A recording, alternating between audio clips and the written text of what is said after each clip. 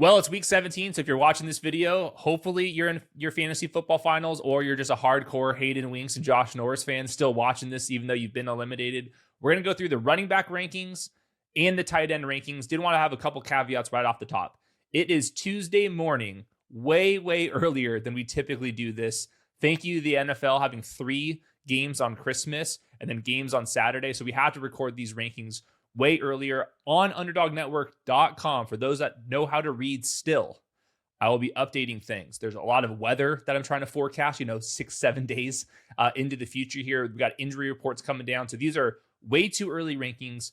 Go to underdognetwork.com for the final ones before you submit those lineups. But first, number 1 fantasy running back is Christian McCaffrey. And I'm just going to let this clip roll out from July of this year, and hopefully we've all learned something from this. You want to come in first place in your league, you roll the dice on Christian McCaffrey. Nobody has been better since we've been doing this podcast at scoring fantasy points. Moral of the story, predicting injuries for players who are currently not injured is very hard to do. If you have the formula, please let me know, but upside is what matters. I understand fading players who are already injured, but trying to predict injuries with players who are currently healthy, dangerous game. So congrats for those who took on the risk with Christian McCaffrey.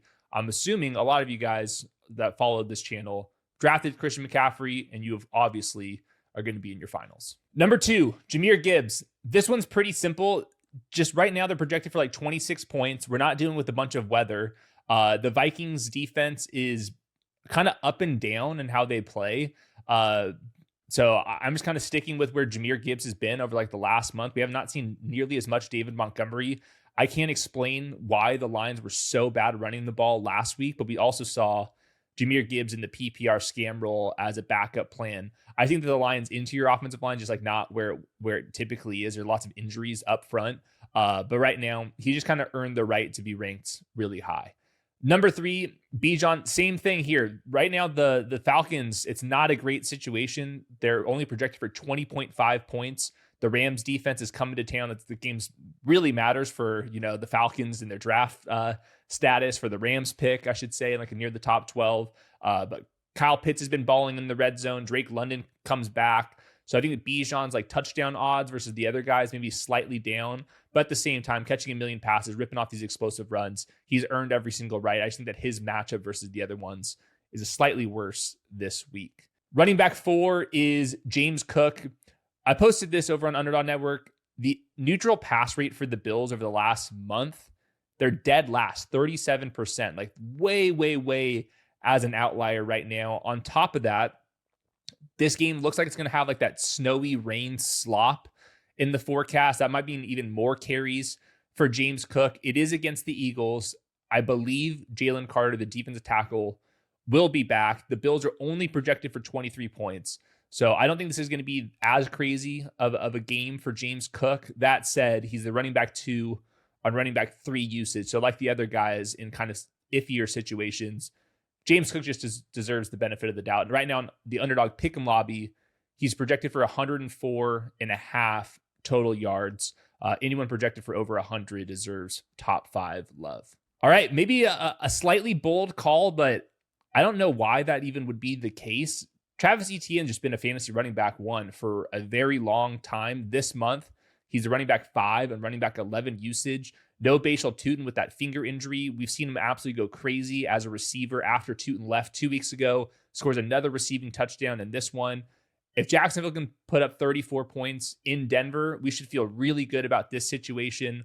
They're facing the Colts defense. If you just watch that Monday Night Football game, 1, they're on a short week for the Colts defense.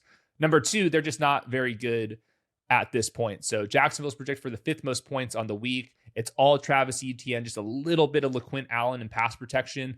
But aside from that, I think Etienne's looked good. Trevor Lawrence has looked good. Liam Cohn's a total machine right now. So there's really like no negative notes I can say about Travis Etienne at this point. RB6, Devon Achane. Went back and watched all the Quinn Ewers stuff. I would say for a 7th round rookie, I thought he was kind of all right. There's no like traits that made me feel like he cannot play quarterback at a kind of backup, low end starter level. There was nothing about him that made me think that he's going to be a guy either. It was pretty similar to actually the Tua stuff, where I thought that his downfield accuracy was pretty mediocre. The ball's not very live, but can he throw the ball into the flats? Quinn Ewers can throw the ball into the flats, and that's all that we care about with De'Von Achane. He's been the RB7 this month, despite losing like a lot of work because of an injury, because of these kind of fourth quarters where they've been completely blown out. That's the risk here. Do not love the matchup either. It's the Buccaneers, usually a pass funnel. But I did go back a couple weeks ago. Bijan Robinson faced Tampa Bay.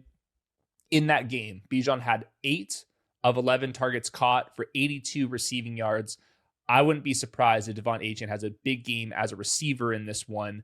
And in general, Tampa Bay's defense has just not been nearly as good. I saw Hassan Reddick kind of limp off to the sideline last week. That's an edge rusher for them on top of that. So it's not as clean of a spot with Miami right now. The team total is pretty low, but at the same time, it's pretty damn easy to get De'Von Achane the ball.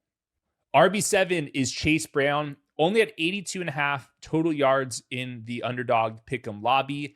I kind of like that one, to be honest. The last couple of weeks has just been monster performances from Chase Brown. Since Joe Burrow's been back over the last month, he's the running back 3 on running back 7 usage. I think the Bengals offensive line has been a lot better. Chase Brown's short yardage success rate is infinitely better than where it was previously. Most importantly, the Bengals this week have the highest team total on the slate. They're projected for over 30 points. That's like what we talked about with the Lions at the peak of their powers, the Bills at the peak of their powers. It's rare to see teams project for over 30 points. When we see that, we have to treat the running backs on those teams as upside RB1s. I would say on top of all that, Arizona has been the second worst fantasy running back defense over the last 5 games, averaging 30 half PPR points allowed over those last 5 games. Walter Nolan, their first round defensive tackle, he left last week, carted off, and they also lost a starter in the secondary with a torn Achilles on top of that. So there's a little bit of weather in the forecast right there. We'll throw that caveat out there. Chase Brown does lose some snaps to Samaje Perine, so he's not like a full-on bell cow, but 30 points against this Cardinals defense, absolutely too big to fail. Chase Brown, it was a wild, wild ride to get here, but in the fantasy playoffs, he's been nails, and I do think we should expect that to continue once again. Running back 8 is Kyren Williams. This is kind of where he's been the entire season in some really clean matchups. He can finish as a top 5 running back. In other matchups, he kind of tail off into RB2 land. This month, he's been the running back 12 on running back 9 usage. He's still rotating drives with Blake Corum. Like, you just have to accept that every other drive will go to Blake Corum, who's also been good. At the same time, the Rams are the highest rushing success rate running back offense of the decade. Like, not an exaggeration. Kyren Williams, Blake Corum have both been excellent. I think that the Falcons have played better football recently against the run, but you also go and look at the opponents. They haven't really faced anybody that's that threatening as just like a rushing offense. This game really matters for the Rams for multiple reasons. And then on top of that, last week, without Devontae Adams, the Rams had the most snaps they've ever had with 3 tight ends on the field. And then attached to that, and this would make sense, it was also one of their lowest neutral pass rates of the season at 45%. For a lot of the season, they've been well above average, 55%, 60%, even a couple games where they would even go up to like 85% neutral pass. This last week, they ran the ball a lot more. I don't think that's a coincidence with Devontae Adams out. So monster team total as usual with the Rams here. Feel very good about Kyren Williams and Blake Corum in a second. All right, it's been a very long time since I've had Ashton Jeanty, truthfully, like anywhere near the top 10. It's not just because last week he looked like a total monster, breaking all those tackles, 2 super long touchdowns. The fact that they got Geno Smith back in the lineup, you felt a difference between Kenny Pickett and Geno Smith, but really it's all about the matchup in this one. Ashton Jeanty's role has been as a true bell cow for a very, very long time. He really just does not come off the field very much. So it comes down to how competent are the Raiders. And it's not about the Raiders side to me this week. It's about the damn Giants. The Giants have fired 3 coaches at 3 different times in the season. Like, you don't see that. You usually see like a clearinghouse all at once, 3 different times, including the defensive line. They've got injuries on the defensive line. They have not been able to stop anybody. It's by far the worst rushing EPA defense in the NFL. The Giants are so incompetent themselves that the Raiders are actually favored in this game by a point. Their team total is actually close to like league average at almost 22 points. We have not said that about the Raiders in a very long time. Last week, they were projected for 12 damn points. So this is the week. We said, what happens when Ashton Jeanty gets like a league average supporting cast? This is what it will be this week. Everything about this matchup screams average to me. Bad on bad equals average. Hopefully, Ashton Jeanty could break enough tackles and go the distance. So he's the RB13 in usage this month. I know he's a good player. Hopefully, we can pay off a big game for the consolation brackets league championship. All right, RB10. This one's been super up and down. Javonte Williams started out really hot for the last like 2 months. Has kind of slowed down. This week, I kind of just want to like crumble up those numbers and pretend they don't exist because it's the damn not the damn Panthers. It's the damn Commanders on a short week. Obviously, the Commanders can't stop anybody. They have their quarterback 3 likely to start in this one. So Dallas should have game script absolutely on their side. Their team total is at 29 points. This is a fabulous spot for Javonte Williams. He's been dealing with this like neck injury. He's not been a full participant. So even like this Monday was limited in practice. So I would love to see a full practice for Javonte Williams because he was losing some snaps to Malik Davis this past week. But the upside is so evident here. He's the running back 12 in usage this month. This is an absolute eruption spot for him. Go over to the Underdog Pick'em lobby to make sure I'm not losing my mind.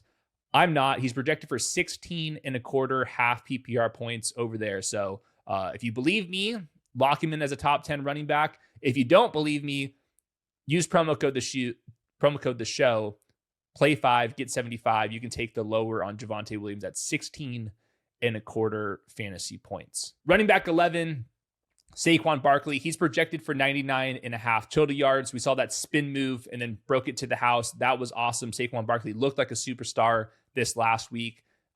Early reports are that Lane Johnson has a chance to return in this one. We'll obviously finalize that as we get closer to kickoff here.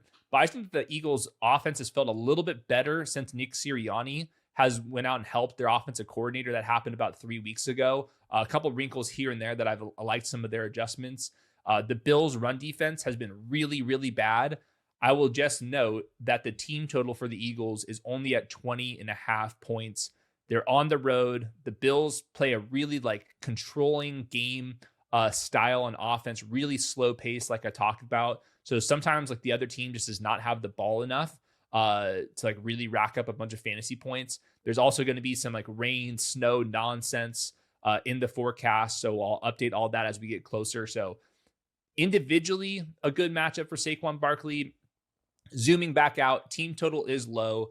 The Bills, while they give up a lot of rushing yards, still don't allow that many plays. So we'll see about the weather, but Saquon Barkley, a fringe RB1 if you were able to survive him as a top 5 pick. Derrick Henry's my running back 12. This one, just throwing my hands up in the air. I will update this when we get new information. There's a bunch of things going on. First of all, Lamar Jackson left with that back injury. He's questionable to play.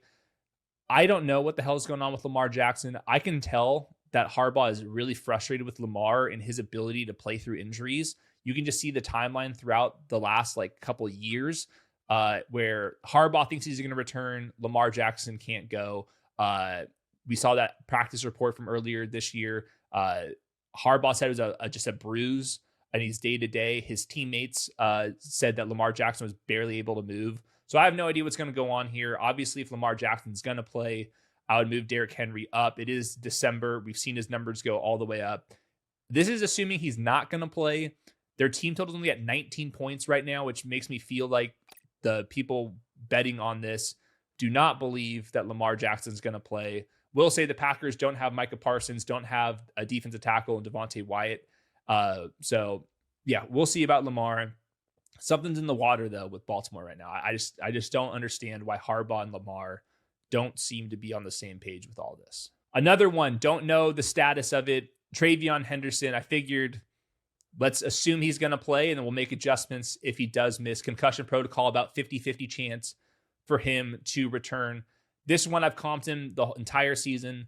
It's the Raheem Mostert role. He kind of splits the work at the goal line. You're really here signing up for the long runs, outside zone, cutbacks, pitches, classic stuff that we see when you're just faster than everybody else. You have 60-yard touchdowns in your back pocket. That would be especially true against the Jets here. The Jets linebackers are so slow and pathetic. There's a reason why the defensive coordinator was fired. There's a reason why we had that Josina Anderson quote where Aaron Glenn, the head coach for the Jets, was talking about how bad the linebackers were between you and I. But I can tell you this, they absolutely are just pathetic. So the Patriots projected for 28 points here, the fourth highest of the week. If TreVeyon Henderson can go, we have to fire him up. It's a boom bust profile here. Like there's absolutely a chance where he can totally dud for you. Like in fact, Rhamondre Stevenson had the first 2 carries for the Patriots even this last week. But if you were kind of just stacking up who's the most likely to have a 50-yard touchdown, there would only be a couple players I would rank ahead of TreVeyon. That's a TreVeyon stat. That's absolutely a New York Jets linebacker stat at the same time. Jonathan Taylor, running back 14. Don't know if Phillip Rivers is going to play again. They're technically not eliminated. They have a 1% chance, according to The Athletic. They have to win both their games. They need a bunch of help. So we'll see if it's going to be Phillip Rivers. We hope it's going to be Phillip Rivers to kind of keep this game close, because everything else about this is kind of an icky situation for Jonathan Taylor. They're currently 6.5-point dogs to Jacksonville. Jacksonville's offense has been lights out right now, but also defensively, how teams attack Jacksonville is always through the air. It's the highest neutral pass rate allowed on defense on the season. Jonathan Taylor has been kind of subbed out in some of these passing situations for like kind of distant RB2, RB3 types in the offense. So he needs the big play. He needs the goal line touchdown. Phillip Rivers gives him those opportunities. He's so damn smart out there.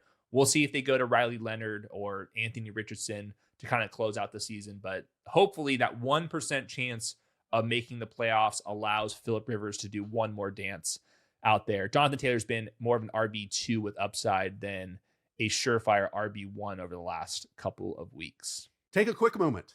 Think back to your first job. For me, scooping ice cream in the summer at a local Ben & Jerry's. I wanted my money as quickly as possible. Cash App allows me to do that via direct deposit 2 days earlier than some banks. Cash App is more than just a safe way to send and receive money, which, by the way, it's very good at that. Very, very quick and easy to sign up. But with the Cash App card, you get tons of perks without hidden fees. Think early access to concert pre-sales like Kendrick Lamar and Sabrina Carpenter. Shout out Hayden. He just went to a Sabrina concert. Plus, discounts on everyday purchase at brands you're probably already spending money on. It also keeps your money safe by automatically flagging suspicious transactions and letting you lock your card instantly if it's ever lost or stolen. For a limited time, new Cash App customers can earn $10 if they use code CashApp10 in their profile at sign up and send $5 to a friend within 14 days. Terms apply. Cash App is a financial services platform, not a bank. Banking services provided by Cash App's bank partners. Prepaid debit cards issued by Sutton Bank, member FDIC. Discounts and promotions provided by Cash App, A Block Inc. brand. Visit cash.app/legal/podcast for full disclosures. All right, another rookie here, RJ Harvey. This one's really difficult because if you look at just like the last 5 or 6 weeks, RJ Harvey's been a borderline top 5, top 8 guy. That's both in fantasy points and his usage. So over the last month, he's been the RB4 on RB8 usage. Kind of like looking deeper into that, he's faced some like really garbage teams throughout that stretch. And then last week was kind of a weird situation where the Broncos passed a whole lot more than they typically do. But on top of that, Jaleel McLaughlin was actually getting some carries at the expense of RJ Harvey. He only had 8.1 expected half PPR points in this last game. Now, RJ Harvey also had a couple awesome plays. He got out in space as a receiver a couple times, and then he had that highlight touchdown run, breaking a couple tackles. I also love the matchup here. Denver, they're projected to win by almost 2 touchdowns here against the Chiefs. They have a 25-point team total here. We'll see about how much effort the Chiefs want to have on defense. Trent McDuffie, a corner, missed this last game. This team's never been eliminated. So maybe someone like Chris Jones is like, hey, I'm going to take my sweet old time out here, enjoy being eliminated, let my body kind of recover. The Broncos offensive line is awesome. They have a ton to play for. They still have a coin flip chance of having the first seed. So RJ Harvey absolutely can finish as a top 3, top 5 fantasy running back this week. Just did want to note, Jaleel McLaughlin did play a little bit more this last game than in previous matchups, but huge favorite's going to ride with the rookie. DeAndre Swift is my running back 16. This month, he's been the running back 13 on running back 14 usage. Nothing's really changed here. Monangai and Swift are both rotating. Did want to note, DeAndre Swift did have a pretty brutal rep in pass protection, and I thought Kyle Monangai played a little bit more after that happened. But I don't want to zoom in too close at that because that's kind of been the case the entire year where DeAndre Swift's not perfect, but the outside zone, cutback, athleticism that he has, running behind Darnell Wright, who I could not believe did not make the Pro Bowl in this one. It's worked for the Chicago Bears. This week, they still have a 24.5 point team total despite playing on the road. They get the 49ers defense on a short week. They just played on Monday Night Football. And Phillip Rivers actually able to kind of move the ball pretty well against the 49ers. Lots of injuries for San Francisco still. So DeAndre Swift, he's been very boom bust. Sometimes he's an RB1, sometimes he's an RB3. I'll split the difference here, but he's been a fantastic pick if you've had him all season long. Another rookie, Omarion Hampton. We don't know about Kamani Vidal. He's apparently day-to-day with a neck injury. Neck injuries, I always assume you're going to miss at least a game. The Chargers absolutely balled out this last week. Omarion Hampton was out there at the goal line for a touchdown. Don't let that fool you, though. This offensive line is still an absolute disgrace. Just Justin Herbert looked like an absolute monster. This is a spot where I think Hampton's going to get a whole bunch of work, but at the same time, it's against the Texans. The Chargers offense right now is projected for just over 20 points. That's a little bit below average. So Hampton, bell cow on a pretty average offense, given the circumstances. I still think he can run. He can rip off a big play. The Texans linebacker was missing this last week. We'll update the injury report in a couple of days here. But for the most part, we have bell cow Omarion Hampton and Kamani Vidal does not play. And that means he's pretty much a must start. Josh Jacobs, don't know yet. I know this. He was not himself. He rushed back this last week. That backfired. Fumble at the goal line was very uncharacteristic for Josh Jacobs. But after that happened, I think he played 1, maybe 2 snaps as a decoy. Emmanuel Wilson finished off the game. That's just the reality of the situation right now. Josh Jacobs could have scored 2 touchdowns. He had multiple goal line attempts this last game, and nobody would be complaining. Or he can have a setback in the middle of the game and then get kind of phased out like he did this past game. I don't know if Jordan Love is going to come back from concussion protocol. I don't know if Malik Willis is even going to play with that throwing shoulder injury. The offense looks completely different depending on which the quarterback is out there. So I'm just going to update this one when I have more information. Currently, the Green Bay Packers only have a 21.5 point team total, which is a little bit lower than it typically is. So I'll get back to you guys with my boy Josh Jacobs. Please be healthy before you play this next time. Too important for Green Bay. They're fighting for their lives right now. We need a healthy Josh Jacobs. Bucky Irving is my running back 19. A new injury just kind of hit the timeline here. Tristan Wirfs, their left tackle, has a toe injury. It's a new one for them. They're already missing both of their guards. You missed your best player on the entire team and Tristan Wirfs on top of that. That would kind of like really throw this Buccaneers offense into a wrench. Bucky just keeps losing these short yardage touches. Like there was 3 of them to Sean Tucker. He scores a touchdown on 1. Now it's not all of them on like that jump ball touchdown to Mike Evans. Bucky Irving was out there. Bucky Irving also got tackled at the 1 yard line for a rep. So it's not guaranteed that he's not going to score a goal line touchdown. But right now it's a lot of attempts. Even Rachaad White got a goal line opportunity instead of Bucky Irving this last week. So I like how the team total's high. Bucky Irving's getting a lot of touches between the 20s. They just have not been hitting nearly as hard without Liam Cohen. They have not been hitting nearly as hard with Baker Mayfield's injury and then also this offensive line stuff. So he's been kind of a trap, boom bust RB2 at this point.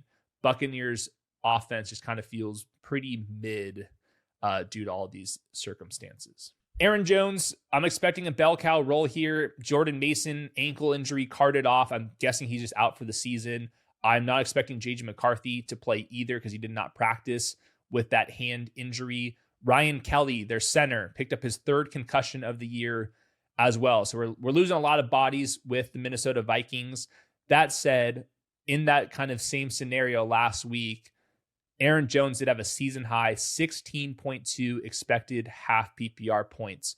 That offense was miserable to watch pretty much in both halves. They had a couple moments, but for the most part, we're not able to get it done against the Giants. I'm expecting them to kind of struggle once again. Team total wise is just below average at 19.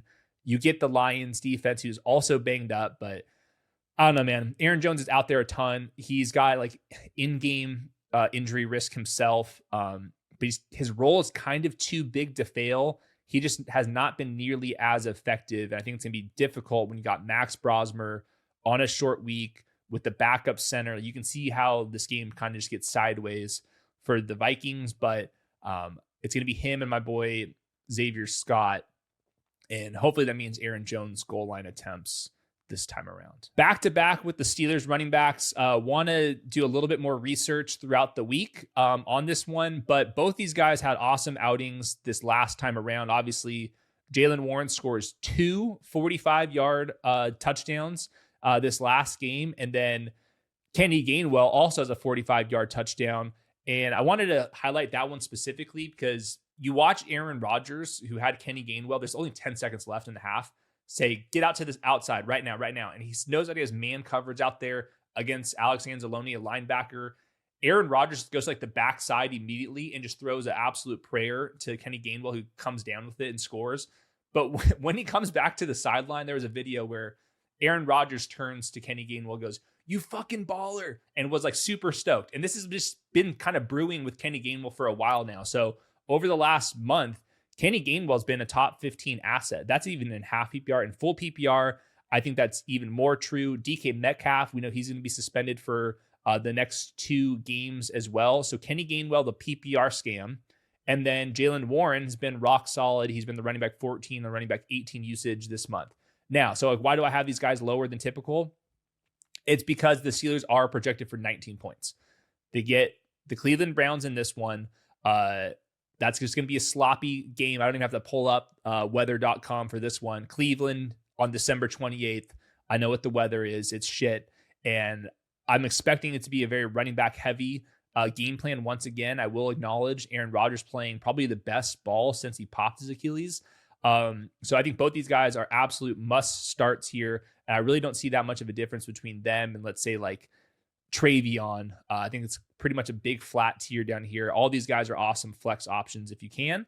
And Steelers just been super, super reliable when it comes to targeting and giving their running backs a bunch of touches. Kenneth Walker, the other Kenny, he's been the opposite of consistent. Last week, we see him rip off a couple huge runs, one for a touchdown. The other, of course, tackled at the 5 for a Zach Charbonnet touchdown. That happens.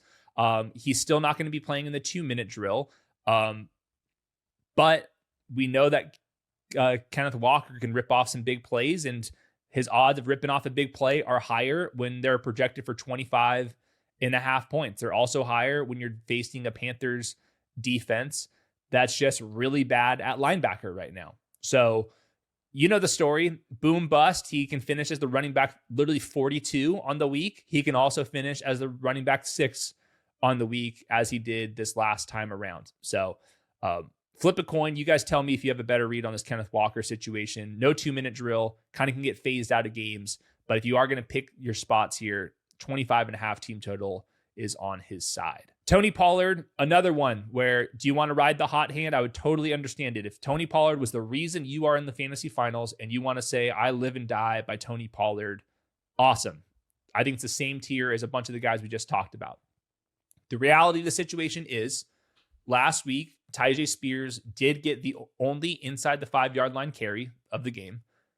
They're also projected as a team for 18.5 points. The weather is also going to be pretty bad in this one. And Tyjae Spears was getting a bunch of carries even in the first half. So Tony Pollard, pin pull, get another explosive. I can see it. I can also see this be the game where now we get instead of pin pull, we get a rug pull. So I don't know about this one. He's very boom bust to me. He's running back 9 on running back 27 usage this month. I think the Titans offense, because Cam Ward's been playing a little bit better, their offensive line is kind of really settled in. I think it's a better situation now than it was like 2 months ago. But the reality is he's still splitting the work with Tyjae Spears. It is still a bad offense all the way around. And banking on long touchdowns is something that tends to be awesome until it's not. So I hope he does it again. I'm settling him as a boom bust RB2-3 for the week. Blake Corum, pretty much the same thing, except that he's just the RB2 on the best offense in the NFL. That's once again the case here. The Rams projected for 29 points. That's the second highest of the week. This month, he's the running back 8 on running back 37 usage. It's been the same exact rotation, drive by drive largely. Corum's been excellent. Kyren Williams has been excellent. They can run the exact same offense with either of those guys in there. I mentioned this with Kyren Williams up top. The Rams last week had a really high neutral run rate over 55%. That was kind of out of line, which they typically do. I think that lines up because they did not have Devontae Adams. I think they can run on the Falcons here. Game really, really matters for playoff odds and also their draft picks. So they definitely want to go beat down the Falcons. I think the Falcons' run defense has been better recently, but against bad opponents, they did not all of a sudden just add 20, 30 pounds across their defensive line. I think they can get ran on here. So it just comes down to, can we get that Blake Corum long touchdown? Could the drives that the Rams march all the way down the field for, is that the Blake Corum drive or the Kyren Williams drive? Nobody knows. I know that Blake Corum, since like about 10 weeks ago, once they've settled into this role, he's been kind of the running back 25 on average. If you want to roll the upside, by all means, go for it. Last week was a season high with 12 expected half PPR points. Oh, Rhamondre Stevenson. This is where I have him ranked if TreVeyon Henderson clears concussion protocol. If Rhamondre Stevenson is the bell cow back, which, by the way, Terrell Jennings, if you guys remember him, he's also been banged up right now. If Rhamondre is the bell cow back and they're facing the Jets, who have terrible linebackers, and the game might have a little bit of weather, and on top of that, they're projected for top 5 points, Rhamondre Stevenson, you will go pretty much right next to Saquon Barkley and Derrick Henry. I'm not kidding. This is a fantastic spot if Rhamondre Stevenson is the bell cow. It's such a good spot that even if TreVeyon Henderson does play, I do think that Rhamondre Stevenson would still be a quality flex play, similar to Blake Corum, just you're probably not going to have the same odds of a really long touchdown. So over the last 5 weeks, without Quinnen Williams for the Jets, they have been the worst fantasy running back defense, averaging over 30 half PPR points per game. So if we split that in half between TreVeyon and Rhamondre, still gets it done. If it's just Rhamondre out there, he legitimately has some upside. I'm not going to rank him as a top 10 fantasy running back because that's insane, but it would not be crazy if Rhamondre Stevenson turns out to be the guy you need. We'll see if TreVeyon Henderson can clear concussion protocol, but love the spot either way. Kyle Monangai, nothing really has changed here. They're not like driving or rotating by drive. It's just kind of rotating by series and kind of a little bit of hot hand going on there. He's been the running back 27 on running back 21 usage. Super high team total, once again, over 24 points. Everything about the situation looks pretty clean here. 49ers defense is pretty mediocre. I'm ranking Kyle Monangai where he's finished for the large chunk of the season after that bye week when the ground game like really, really hit their full form. So we'll see about the injuries at the wide receiver, but Kyle Monangai, nothing's changed. Rico Dowdle, things have kind of changed here. There's like the opportunity for Chuba Hubbard to get the hot hand. We saw that about 2 or 3 weeks ago. Rico Dowdle is not playing the late down snaps right now. That all goes to Chuba Hubbard at this point. Last week, the Panthers could not run the ball because they faced the Buccaneers, had to pass the ball, got a nice win because Bryce Young played pretty well. This week, same situation. It's really hard to run on the Seattle Seahawks. The Panthers team total is only at 18 points. So if we're in a committee and our team's projected for 18 points, then he starts looking like the Tyrone Tracys and the Chris Rodriguez's and the Michael Carters and, you know, the guys that we just mentioned in Rhamondre Stevenson, Kyle Monangai. So more of a committee now. He's only the RB33 on RB22 usage. Gonna downgrade him from that just because it's the Seattle defense. RB29, Tyrone Tracy. I should have said this on the recap. Late in the game, Andrew Thomas, Pro Bowl left tackle, no doubt about it, pulled up with a hamstring injury. He's not going to play. I would be stunned if he played. He was barely able to walk to the sideline. This game matters only for who's going to get the first overall pick, the Raiders or the Giants. Both teams are terrible. For Tyrone Tracy specifically, a little bit below average team total. I think the Andrew Thomas injury is a big part of that. But last week was just a total disaster for the offense against Brian Flores. Luckily, Pete Carroll's defense is not nearly as crazy and sophisticated as Brian Flores is. But Tyrone Tracy was rotating drives with Devin Singletary. Devin Singletary has been the slight favorite once they get inside the 5-yard line, just because they trust his vision and just kind of like low man wins down at the goal line. But Tyrone Tracy is going to catch passes. They were still super run heavy as they have been with Mike Kafka. I don't anticipate any of that changing. I just do worry about Andrew Thomas missing. There's like really just not a whole lot of talent left in New York. Chris Rodriguez is the RB30. Last week was a season high 14.4 expected half PPR points. What was interesting about that is he got the start. He was getting used early in the first quarter, got a bunch of goal line opportunities. And then in the second quarter, it was a whole lot of Ja'Cory Crosky-Merritt. He got like a full drive. He got a bunch of goal line carries himself. Typically, Ja'Cory Crosky-Merritt was only playing in like the fourth quarter complete garbage time when it was Chris Rodriguez. Now that they've been eliminated, now it's like a true 3-back committee, and it's going to be hard to predict who's going to play when. I don't like that situation when it's going to be Josh Johnson on a short week. So we're talking about a really low team total for the Commanders. It's actually a little bit higher than I thought. It's at 21 3/4 points. Maybe Mariota is going to play. I'll figure that out in the next couple of days here. But still, makes me nervous. The Cowboys are an obvious pass funnel defense. Just go ask the Chargers this last week. You need a touchdown from Chris Rodriguez because he's not involved in the pass game. He was the starting running back. He was not the entire bell cow running back on early situations. Ja'Cory Crosky-Merritt did get in there a little bit, so just a little bit more of a pause on C-Rod. RB31, if you're wondering who the hell that is Jawhar Jordan there. We don't know if Woody Marks is going to play. I do know that last week it was Jawhar Jordan over Nick Chubb for most of that game. Jawhar Jordan had 12.1 expected half PPR points in week 16. The week before that, after Woody Marks left, he had 12.6 expected points.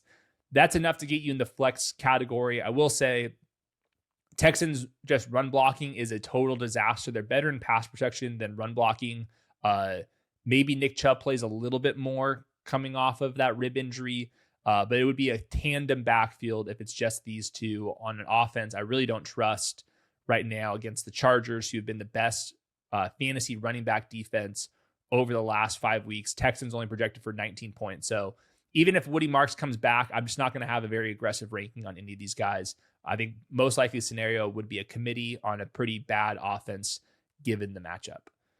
Breece Hall, just a terrible situation for him. Over the last month, he's the RB39 on RB23 usage.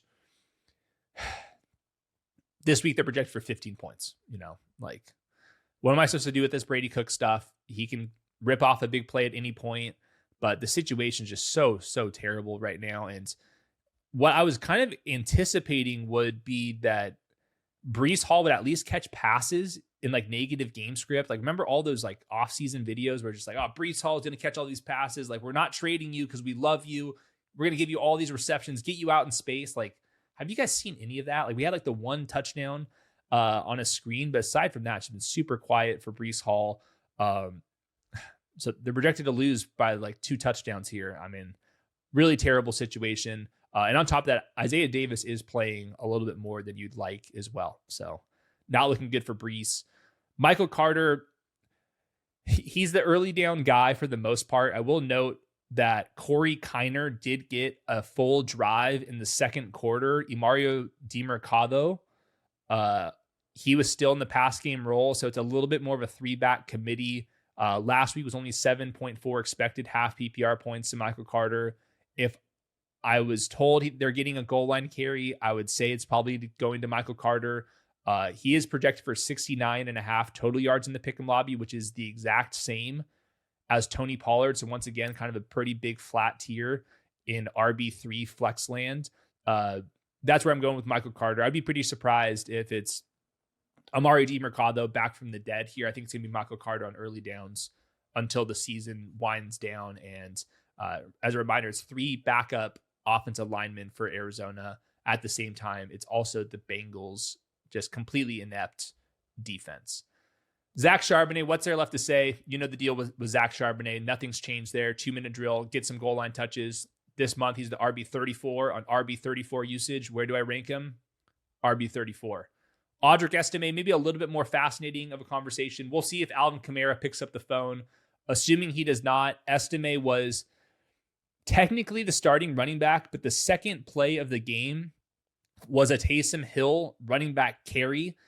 He was not like even a foundation piece in the backfield. Taysom out-snapped him, out-carried him.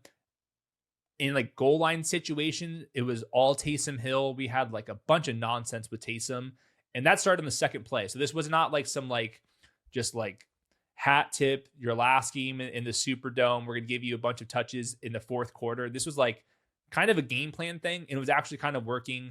I don't think they view Audric Estimé as like some awesome talent. So even though that they scored 29 points against the Jets last week, Estimé only had 7 expected half PPR points. Just like straight up not good enough. So yeah, we can keep it moving.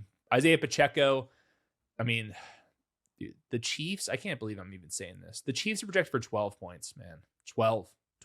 He at least was playing over Kareem Hunt. He got the only goal line opportunity this last game, but you're projected for 12 points, you know. Then after that, Tyjae Spears, same thing for him, just a little bit of committee work. It was a season high last week for him in terms of usage, but that was like the only game where they blew out an opponent. I'm not expecting that at all. So maybe he's a bigger play threat than Estimé and Pacheco. So let's move him at least ahead of Estimé and Pacheco here for me, Weaves. Thank you. But obviously not a great situation. Rocket Sanders, a nameless man in the wrong uniform. That's when you know things are really, really good. Quinshon Judkins obviously going to be out. I don't know if Dylan Sampson's going to return. He has a hand injury. He didn't practice at all this last week. I haven't heard anything from it. What happened was after Quinshon Judkins left, like right about halftime, Rocket Sanders was the early down back in like the, you know, Nick Chubb, Quinshon Judkins role. And then TreVeyon Williams. Yeah, TreVeyon Williams was the pass game back here. It was more of a committee approach. Rocket Sanders built not like a rocket, built more like a space shuttle type. He's a 230-pound, you know, like bowling ball. He will be the goal line back. How many goal line attempts do we think that the Browns are going to have when their team totals at 14 3/4 points? I don't know. I also know that the Steelers have an absolute menace at defensive tackle. Derek Harmon from Oregon, I absolutely loved him. He's really popping off on tape. So nothing about this Rocket Sanders stuff is for me. If you have to pick him up and start him in your finals, bless you. But it's going to be tough sledding out there. And afterwards, Chuba Hubbard, Tyler Algier, nothing has really changed with these guys. So I would say clearly CMC's RB1. Then you got a pretty big next tier to about Chase Brown, Kyren, Jeanty, and then Javonte all the way down to like Tony Pollard. We feel pretty good about that tier. Those guys can have boom bust outings. Any of those guys can pop off. And then a strong RB3 list all the way to, I'll say, about Tyrone Tracy. And then after that, it's all prayers from there. So good luck for the fantasy running backs. Before we leave, though, also going to go and hit on the fantasy tight ends. Hair loss. Many men suffer it from ages, 20, 25, 30, 35, 40, 45. And if you think you are starting to thin and look in the mirror every single day, and it's going back and back and back with that receding hairline, now's the time to do something about it. And I know a big hang up, a big stumbling block is, man, it's just going to take way too much time. You shouldn't have to go out of your way to feel like yourself. So Hims brings expert care straight to you with 100% online access to personalized treatment plans that put your goals first. And there are no hidden fees. There are no surprise costs, just real personalized care on your schedule. So for simple online access to personalized and affordable care for hair loss, ED, weight loss, and more, visit hims.com/underdog. That's hims.com/underdog for your free online visit, hims.com/underdog. Individual results may vary based on topical and oral minoxidil and finasteride. Featured products include compounded drug products, which the FDA does not approve or verify for safety, effectiveness, or quality. Prescription required. See website for full details, restrictions, and important safety information. Thank you, Hims, for sponsoring the show. All right, Josh is not here, which means we can actually take some time out to look at the fantasy tight ends. I'm glad Weaves has appropriately put out the tiers here, where Trey McBride projected for 73.5 receiving yards. He's knocking on the door for a bunch of tight end, just historical numbers here. He nearly scored 2 touchdowns at the goal line this last week. The Falcons played it well. Kind of had like a dud game for him, but I mean, that's the only time we said that this entire season. Brock Bowers back up to tight end 2 for me. Things got a little bit wonky there with Kenny Pickett, some really tough matchups, some really bad games by the Raiders. Like we said with Jeanty, this should be an average situation. The Giants are just so bad that the Raiders are actually favored for a game right here. Since week 9, when he returned in the games with Geno Smith, so no Kenny Pickett nonsense, he's averaging 15 half PPR points on 11.6 expected half PPR points. I think we're going to have a big bounce back game for Brock Bowers. He scored a touchdown, but I would kind of project him to have like more yardage than we have had in the last couple weeks here. I don't think that Pete Carroll wants the first overall pick. They're going to really try to win this game. And I think that Brock Bowers is a total mismatch for what the Giants are putting out there. So I'll even say this, Weaves, put Brock Bowers in the same tier as Trey McBride. Like, let's go all the way back to the August discussions here. Brock Bowers back in our lives. I feel good. I would treat him as a true elite tight end 1, not kind of like one of these cosplaying tight end 1s. This is the week. Brock Bowers, maybe even the guy you need if you're lucky out there. Kyle Pitts, he's been awesome, man. Just like easily the most fantasy points over like the last 6 weeks at the position. Just want to say, Kyle Pitts, even with Drake London back out there, he ran 95% of the routes. He had a 26% target share. He had 15.5 expected half PPR points last week. And I know Drake London didn't ball out, but Drake London was getting a lot of looks. What's happened is Darnell Mooney, David Sills, Tyler Algier, all those guys, see you later.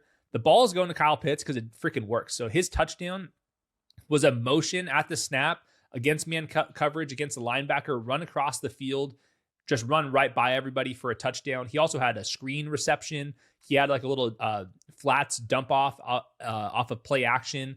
Lots of in cuts where he looks awesome, man. Like, he looks more like a wide receiver than a tight end for a lot of the game. So he's just like at the kind of top end of what you would expect Kyle Pitts when he was that top 5 pick. So he's an elite tight end 1 right now. Just wanted to note the Falcons team total is a lot lower than it typically is. George Kittle left with that ankle injury. Just don't know. We'll get to him later on. George Kittle is playing. You got to play him. It's as simple as that. He looks incredible right now. Also want to say the 49ers offense is it's a machine.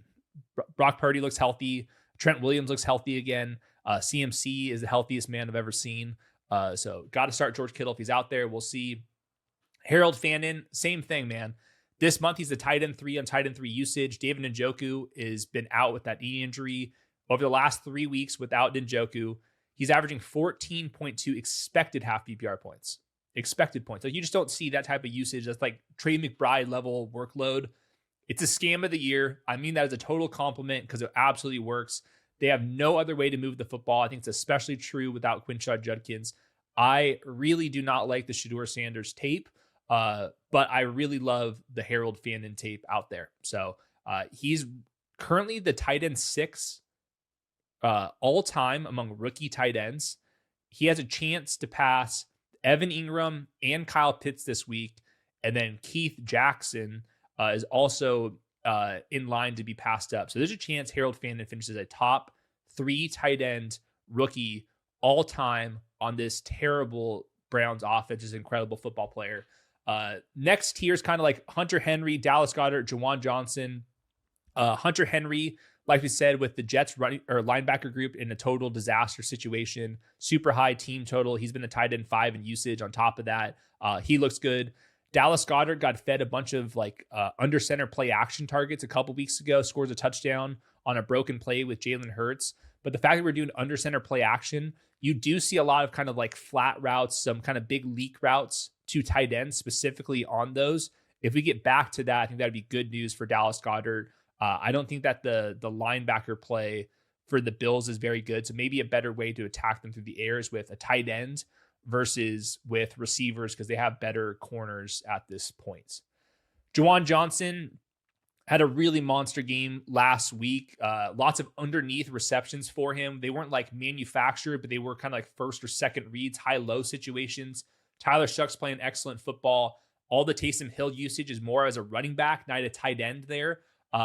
So I think that Juwan like looks pretty clean without Devon Vele, with Tyler Shuck playing well. I do think that Juwan Johnson is back as a fantasy tight end 1. He was like that for, remember, like throughout September as well. Brenton Strange, they're projected for 27 points against the Colts. The Colts defense is not very good right now. Last week was a season high in his own usage. He had a couple targets down in the red zone over the last month. He's a tight end 9 in usage. So he looks like a tight end 1. Trevor Lawrence is playing really well. Good matchup for him. Jake Ferguson's really, really tailed off. Just wanted to say that the Cowboys have a 29-point team total. The Commanders are terrible.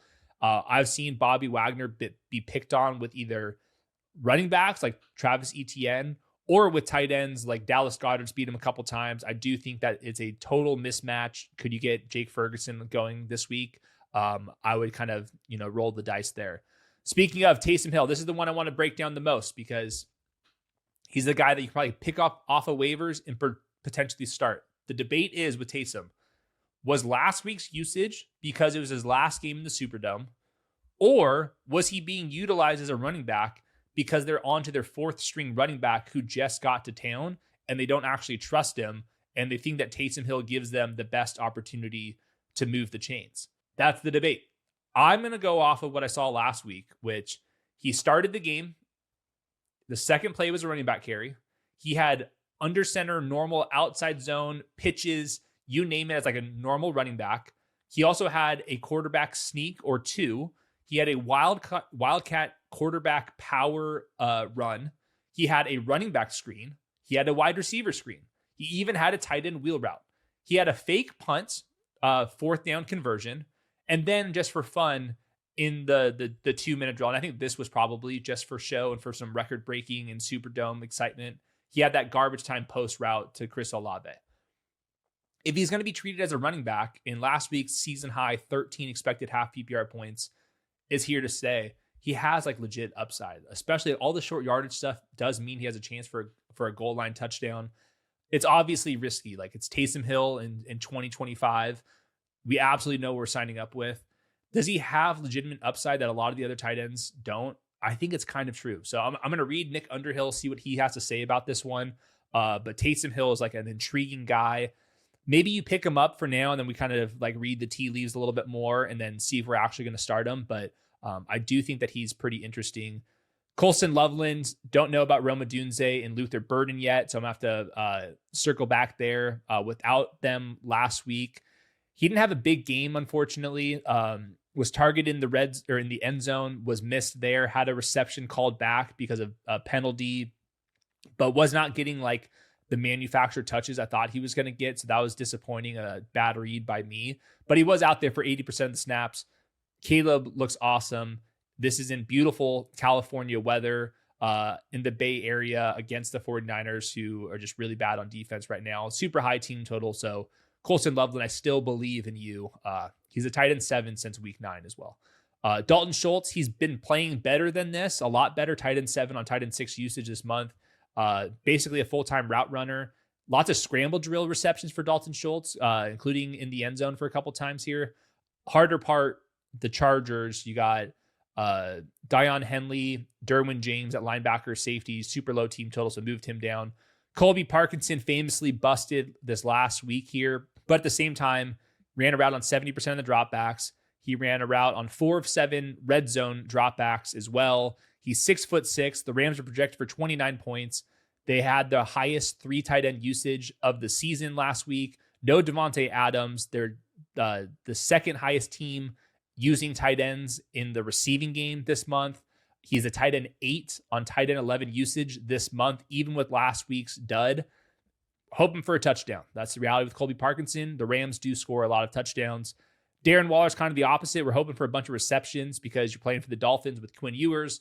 He only ran a route on 59% of the dropbacks last week. We did get a kind of just broken play toss up to Darren Waller, which was kind of nice, but for the most part, part-time player on a team projected for not that many points. Slightly interesting, but nothing too crazy. Gesicki, part-time player. T. Higgins is back, but the Bengals are projected for 30 points. If you want to take a touchdown flyer, I get it. Same thing with AJ Barner. Seahawks projected for over 25.5 points. He's a tight end 18 usage this month. Elijah Arroyo has been banged up. I get it there. Dalton Kincaid, season low in usage, 52% routes last week. But he's been very good when healthy, and the Bills are obviously very good. Terrence Ferguson is a rookie attached to the Rams offense, kind of the tight end that could run the fastest down the seam, projected for a bunch of points. You can throw a dart there. Same thing with Dawson Knox. So that's probably the most time we spent on the tight ends out there. That's what you get with me on a beautiful Tuesday morning. Reminder, underdognetwork.com. Read, good for your brain. No scrolling, these short form stuff, bad for your brain. Read underdognetwork.com for more updates. We will get injury news. We will get weather news. I will come back after Christmas, during Christmas, before Christmas for all your guys' fantasy football final needs. Good luck to you guys out there. We'll be back tomorrow. Wide receivers, quarterbacks combined. Merry Christmas if I don't see you guys for that one. That's too much creamer in that coffee. It's nasty, especially when it's 44 minutes old. Not good.